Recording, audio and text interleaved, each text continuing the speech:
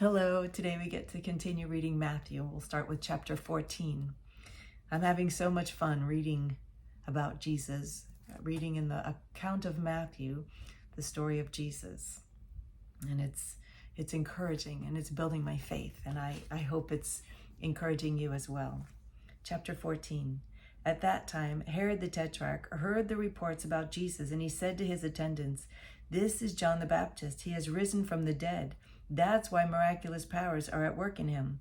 Now Herod had arrested John and bound him and put him in prison because of Herodias, his brother Philip's wife. For John had been saying to him, "It's not lawful for you to have her." Herod wanted to kill John, but he was afraid of the people because they considered him a prophet. On Herod's birthday, the daughter of Herodias danced for them and pleased Herod so much that he promised with an oath to give her whatever she asked. Prompted by her mother, she said, "Give me here on a platter the head of John the Baptist." The king was distressed because of his oaths and his dinner guests, he ordered that her request be granted and had John beheaded in the prison.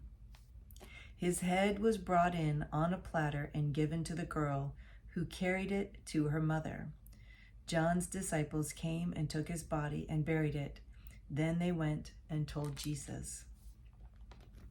When Jesus heard what had happened, he withdrew by boat privately to a solitary place. Hearing of this, the crowds followed him on foot from the towns.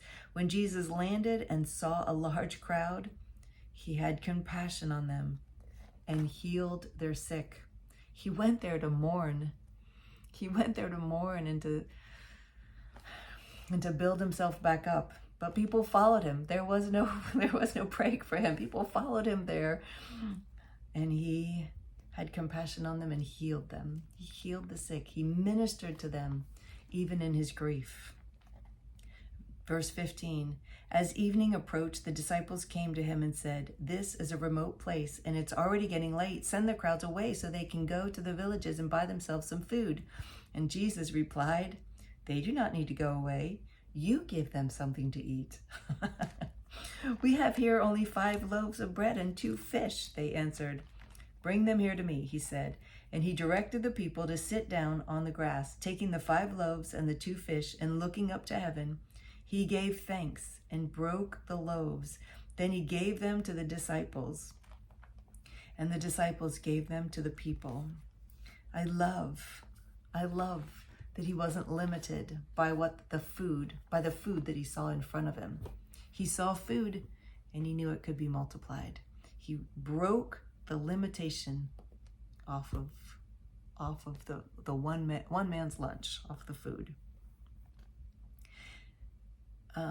Let's see. Then he gave them to the disciples, and disciples gave them to the people. They all ate and were satisfied, and the disciples picked up 12 basketfuls of broken pieces that were left over.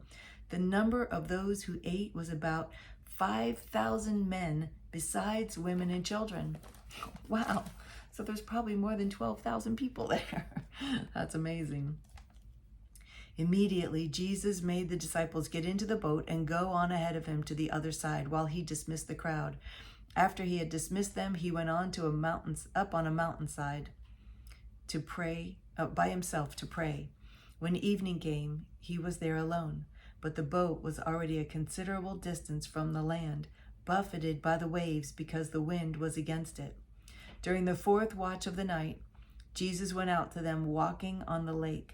When the disciples saw him walking on the lake, they were terrified. "It's a ghost," they said, and cried out in fear. But Jesus immediately said to them, "Take courage. It is I. Don't be afraid." "Lord, if it's you," Peter replied, "tell me to come to you on the water." "Come," he said. Then Peter got down out of the boat, walked on the water, and came toward Jesus. Wow. That's pretty cool. He just got out of the boat and walked across the water.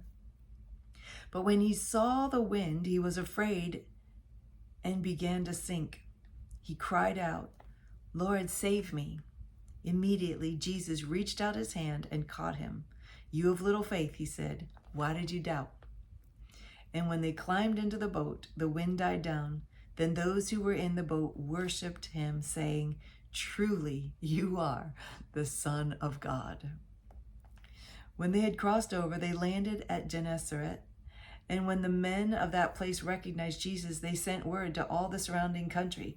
People brought all their sick to him and begged him to let the sick just touch the end of his cloak, and all who touched him were healed.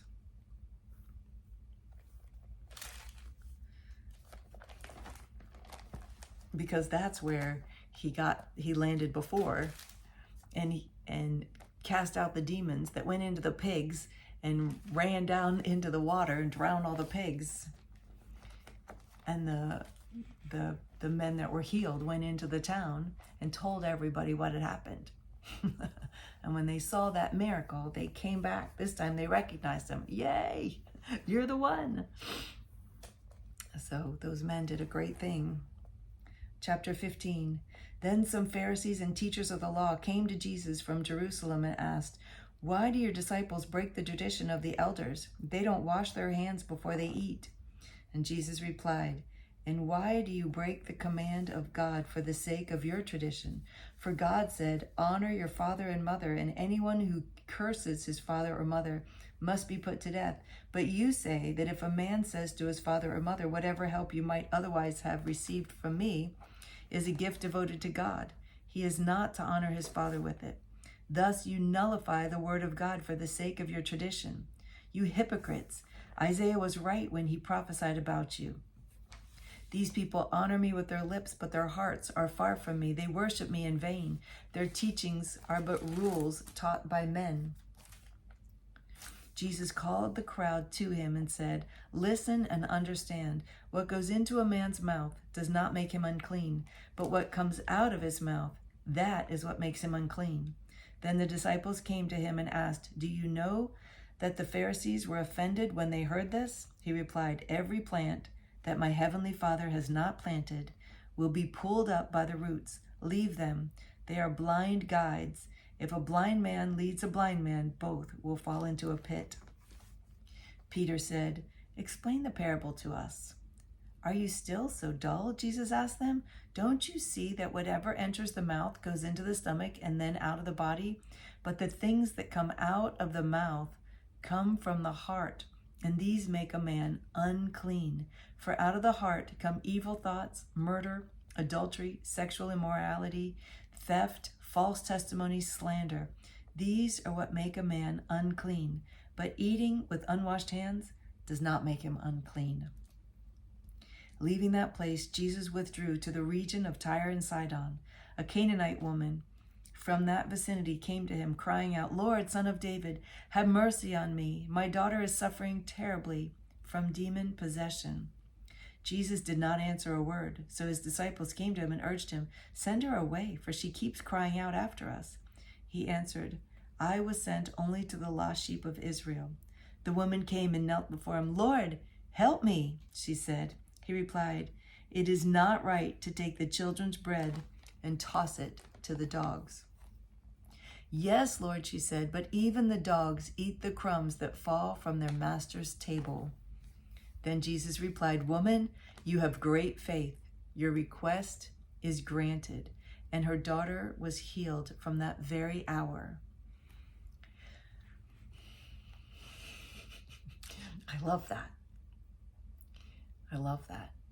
Just a good reply, replying well, to respond well in wisdom has benefits, is honored by Jesus. Verse 29. Jesus left there and went along the Sea of Galilee. Then he went up on a mountainside and sat down. Great crowds came to him, bringing the lame, the blind, the crippled, the mute, and many others, and laid them at his feet, and he healed them. The people were amazed when they saw the mute speaking, the crippled made well, the lame walking, and the blind seeing, and they praised the God of Israel. Jesus called his disciples to him and said, "I have compassion for these people. They have already been with me 3 days and have nothing to eat. I do not want to send them away hungry, or they may collapse on the way." His disciples answered, "Where could we get enough bread in this remote place to feed such a crowd?" "How many loaves do you have?" Jesus asked. "7," they replied, "and a few small fish." He told the crowd to sit down on the ground. Then he took the 7 loaves and the fish, and when he had given thanks, he broke them and gave them to the disciples, and they in turn to the people. They all ate and were satisfied. Afterwards, the disciples picked up 7 basketfuls of broken pieces that were left over. The number of those who ate was 4,000, besides women and children. After Jesus had sent the crowd away, he got into the boat and went to the vicinity of Magadan. Wow, he did it again. He multiplied food again. And that's still happening today. There's still food being multiplied today. I hear stories of it often, and it's very exciting. Chapter 16.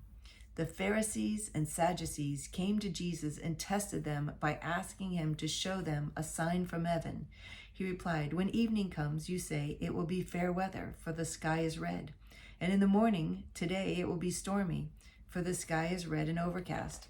You know how to interpret the appearance of the sky, but you cannot interpret the signs of the times. A wicked and adulterous generation looks for a miraculous sign, but none will be given it except the sign of Jonah." Jesus then left them and went away. When they went across the lake, the disciples forgot to take bread. "Be careful," Jesus said to them. "Be on your guard against the yeast of the Pharisees and Sadducees." They discussed this among themselves and said, "It's because we didn't bring any bread." Aware of their discussion, Jesus asked, "You of little faith, why are you talking among yourselves about having no bread? Do you still not understand? Don't you remember the 5 loaves for the 5,000 and how many basketfuls you gathered? Or the 7 loaves for the 4,000 and how many basketfuls you gathered? How is it you don't understand that I was not talking to you about bread? Be on your guard against the yeast of the Pharisees and Sadducees." Then they understood that he was not telling them to guard against the yeast used in bread, but against the teaching of the Pharisees and Sadducees. When Jesus came to the region of Caesarea Philippi, he asked his disciples, who do people say the Son of Man is?" They replied, "Some say John the Baptist, others say Elijah, still others Jeremiah or one of the prophets." "But what about you?" he asked. "Who do you say I am?" Simon Peter answered, "You are the Christ, the Son of the living God." Jesus replied, "Blessed are you, Simon, son of Jonah, for this was not revealed to you by man, but by my Father in heaven. And I tell you that you are Peter, and on this rock I will build my church, and the gates of Hades will not overcome it. I will give you the keys of the kingdom of heaven. Whatever you bind on earth will be bound in heaven, and whatever you loose on earth will be loosed in heaven." Then he warned his disciples not to tell anyone that he was the Christ. From that time on, Jesus began to explain to his disciples that he must go to Jerusalem and suffer many things at the hands of the elders, chief priests, and teachers of the law, and that he must be killed and on the 3rd day be raised to life. Peter took him aside and began to rebuke him. "Never, Lord," he said, "this shall never happen to you." Jesus turned and said to Peter, "Get behind me, Satan. You are a stumbling block to me. You do not have in mind the things of God, but the things of men." Then Jesus said to his disciples, "If anyone would come after me, he must deny himself and take up his cross and follow me. For whoever wants to save his life will lose it, but whoever loses his life for me will find it. What good will it be for a man if he gains the whole world yet forfeits his soul? Or what can a man give in exchange for his soul? For the Son of Man is going to come in his Father's glory with his angels, and then he will reward each person according to what he has done. I tell you the truth, some who are standing here will not taste death before they see the Son of Man coming in his kingdom." Chapter 17. After 6 days, Jesus took with him Peter, James, and John, the brother of James, and led them up a high mountain by themselves. There he was transfigured before them. His face shone like a sun, and his clothes became as white as the light. Just then there appeared before them Moses and Elijah talking with Jesus. Peter said to Jesus, "Lord, it is good for us to be here. If you wish, I will put up 3 shelters, one for you, one for Moses, and one for Elijah." While he was still speaking, a bright cloud enveloped them, and a voice from the cloud said, "This is my son, whom I love. With him I am well pleased. Listen to him." When the disciples heard this, they fell face down to the ground, terrified. But Jesus came and touched them. "Get up," he said. "Don't be afraid." When they looked up, they saw no one except Jesus. As they were coming down the mountain, Jesus instructed them, "Don't tell anyone what you have seen until the Son of Man has been raised from the dead." Imagine your friend saying that to you. Oh my gosh. The disciples asked him, "Why then do the teachers of the law say that Elijah must come first?" Jesus replied, "To be sure, Elijah comes and will restore all things. But I tell you, Elijah has already come, and they did not recognize him, but have done to him everything they wished. In the same way, the Son of Man is going to suffer at their hands." Then the disciples understood that he was talking to them about John the Baptist. When they came to the crowd, a man approached Jesus and knelt before him. "Lord, have mercy on my son," he said. "He has seizures and is suffering greatly. He often falls into the fire or into the water. I brought him to your disciples, but they could not heal him." "O unbelieving and perverse generation," Jesus replied, "how long shall I stay with you? How long shall I put up with you? Bring the boy here to me." Jesus rebuked the demon, and it came out of the boy, and he was healed from that moment. Jesus rebuked the demon, and it came out of the boy, and he was healed at that moment. Wow. Then the disciples came to Jesus in private and asked, "Why couldn't we drive it out?" He replied, "Because you have so little faith. I tell you the truth. If you have faith as small as a mustard seed, you can say to this mountain, 'Move from here to there,' and it will move. Nothing will be impossible for you." Nothing is impossible for you. Nothing. Put your hand on your chest and say, "Nothing is impossible for me." Verse 22, when they came together in Galilee, he said to them, "The Son of Man is going to be betrayed into the hands of men. They will kill him, and on the 3rd day he will be raised to life." And the disciples were filled with grief. After Jesus and his disciples arrived in Capernaum, the collectors of the 2 drachma tax came to Peter and asked, "Doesn't your teacher pay the temple tax?" "Yes, he does," he replied. When Peter came into the house, Jesus was the first to speak. "What do you think, Simon?" he asked. "From whom do the kings of the earth collect duty and taxes? From their own sons or from others?" "From others," Peter answered. "Then the sons are exempt," Jesus said to him. "But so that we may not offend them, go to the lake and throw out your line. Take the first fish you catch, open its mouth, and you will find a 4 drachma coin.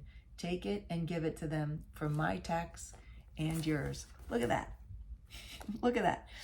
Just by being the messenger, Peter got his taxes paid. Get blessed. You're blessed just by being a messenger of Jesus. You're blessed. And all your needs are met. Amen. That's all for today. Tomorrow we'll pick up in chapter 18. I love you, and I'm really enjoying reading with you. Thank you for meeting me here every day. This is fun for me. I love you. See you tomorrow.